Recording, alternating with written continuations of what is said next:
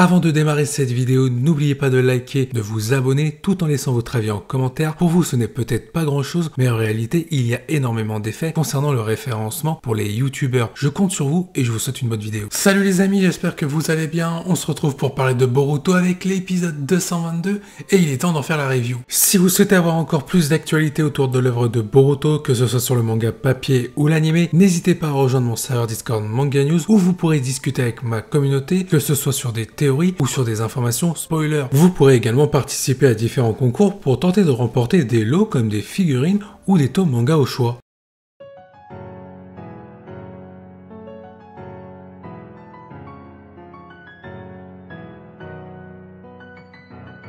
Cet épisode met en avant les différents genin qualifiés pour l'examen final des Chunin par rapport à leur préparation. On retrouve notamment Metal League qui lui avait été éliminé lors de l'épreuve de la forêt de la mort en train de soutenir et d'encourager Denki mais aussi Iwabe. D'ailleurs on peut voir que Denki a une idée concernant son examen de Chunin pour la partie finale. Il va aller voir Katasuke pour pouvoir créer ses propres outils scientifiques ninja afin de pouvoir s'en servir lors de la finale face à son futur adversaire. D'un côté, ça permet de retrouver les outils scientifiques ninja qui avaient été interdits lors de l'examen de Chunin par Naruto, sur l'édition précédente, celle qui avait été interrompue par Momoshiki, et sur cette édition, on voit que Naruto a accepté à une seule condition, c'est que les outils scientifiques ninja doivent avoir été conçus par l'utilisateur lui-même. D'ailleurs, Denki le rappelle à Katasuke, il ne peut pas utiliser des outils scientifiques ninja déjà construits et qui ne sont pas à lui. Et ça permet de mettre en avant les connaissances de Denki par rapport à ce qu'il va élaborer et surtout de le remettre en avant tout court, car dans l'anime on l'a très peu aperçu et dans le manga pas du tout. La suite de l'épisode va se concentrer également sur l'équipe de Shikadai composée de Shikadai, d'Inojin et de Chocho. On voit une belle mise en avant de leur amitié avec des flashbacks quand ils étaient petits et on voit vraiment qu'ils étaient ensemble depuis leur berceau comme ça a été dit dans cet épisode. D'ailleurs Shikadai refuse de porter ses vêtements de Chunin car il estime qu'il ne les mérite pas tant que ses coéquipiers n'ont pas atteint ce grade. Et ça, j'ai bien aimé la petite référence avec la personnalité de Shikamaru à l'époque de Naruto Shippuden. Grâce à un aspect comique qu'on retrouve plusieurs fois dans cet épisode, on nous a montré l'évolution d'Inojin, mais aussi de Chocho. On voit qu'Inojin maîtrise la technique d'Ino, pas à 100%, mais qu'il commence à la maîtriser de plus en plus, notamment la transplantation. Il tente cette technique face à Chocho pour qu'elle évite de tout manger au restaurant et que la note soit salée. Et on voit également sur cet aspect comique que Chocho arrive à résister à cette technique par rapport à son esprit de tout manger. Évidemment, l'autre point qu'il ne fallait pas oublier, c'était le personnage de Tsubaki en compagnie de son équipe avec Wasabi Namida. Je rappelle que Tsubaki remplaçait Sumire, car comme on l'a vu dans cet épisode, elle a reçu une lettre du Pays du Fer, comme quoi elle devait retourner dans son pays maintenant qu'elle a fait sa mission à Konoha. D'un point de vue scénaristique, on comprend pourquoi l'anime a fait cela. Peut-être qu'ils veulent éloigner Tsubaki pour éviter d'accumuler des personnages qui ne seront pas développés dans la suite de l'œuvre de Boruto. À moins que cette lettre, comme ça avait été dit lors de mon live par des abonnés, soit fausse et soit faite par des antagonistes qui sont arrivés en fin d'épisode 222, notamment prêts à en découdre avec certains personnages, mais on ne sait pas encore qui, et on ne sait pas quelles sont leurs intentions. Donc j'attends de voir ce que ça va donner, peut-être que Tsubaki va rester dans la suite de l'œuvre Boruto. Concernant Wasabi et Namida, c'est un peu ma petite déception de cet épisode, car on voit pas vraiment d'évolution concernant leurs caractéristiques et leurs capacités. On avait déjà vu ça dans les épisodes précédents, notamment sur des fillers. J'aurais aimé que l'anime nous en dévoile un petit peu plus sur les caractéristiques et les capacités de Wasabi et Namida concernant leur évolution. Toutefois, je reste comblé par rapport à la mise en avant de la relation entre Wasabi, Namida et Tsubaki, surtout de la tristesse quand ils apprennent que Tsubaki va devoir quitter le village de Konoha pour rentrer au Pays du Fer. Ça, j'ai apprécié. Ensuite, on va parler du personnage de Oki, qui lui se voit recevoir des conseils de la part de Sai, qui s'excuse en même temps de l'élimination des deux camarades de Oki. En réalité, Oki est le dernier genin de son équipe à concourir pour devenir Chunin.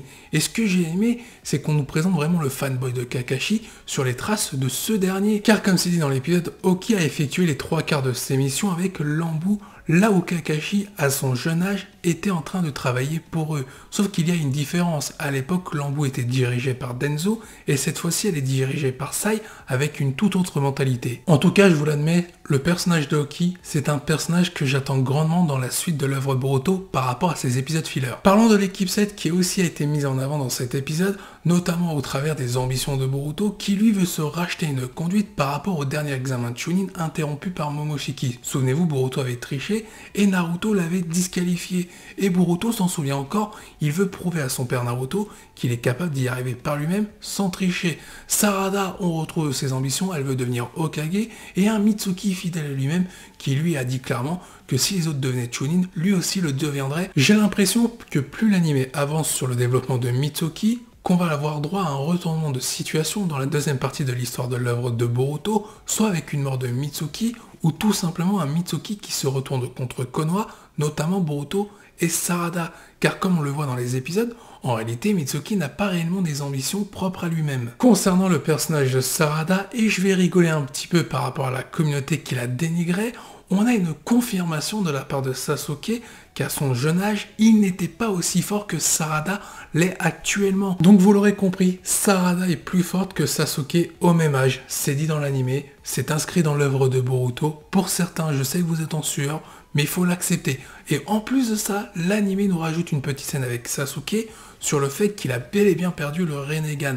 Ça aussi, il faut l'accepter et ne pas être dans le déni, tout comme la mort de Kurama. L'épisode 222 va ensuite se terminer avec 4 mystérieux personnages qui viennent de s'introduire au sein du village de Konoha, mais qui n'ont pas alerté la sécurité par rapport à la défense des Yamanaka.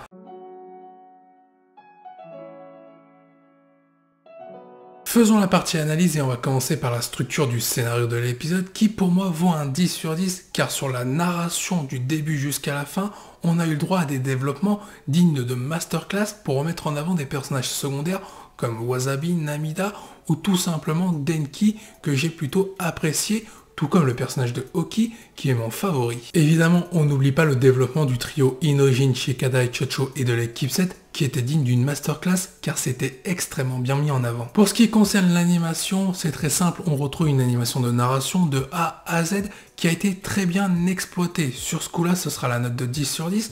Et pour ce qui est des OST, pour moi, elles vont parfaitement bien à cet épisode par rapport aux scènes qui étaient appropriées et elles ont accompagné l'animation de narration pour rajouter la petite cerise sur le gâteau. Pour moi, c'est un 10 sur 10 également. De plus, je vais rajouter quelque chose pour l'animation de narration. On a même eu le droit à des petits bonus avec l'apparition de Karaki en train de discuter avec Boruto.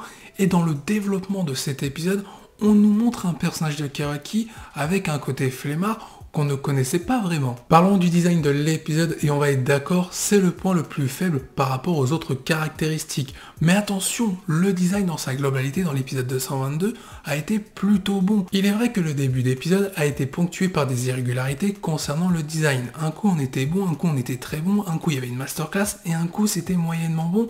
Et le problème c'est que la différence se voyait, il y avait des fossés. Et c'était un petit peu désagréable, mais ça n'enlevait pas le petit kiff sur l'épisode 222. Surtout que plus l'épisode avançait, plus le design montait crescendo en termes de qualité jusqu'à se stabiliser à la fin. Ce qui manquait au début, c'était du relief qu'on va retrouver à la fin avec des personnages, notamment Boruto, Mitsuki. Sur le design de l'épisode, je mettrai la note de 7,5 sur 10.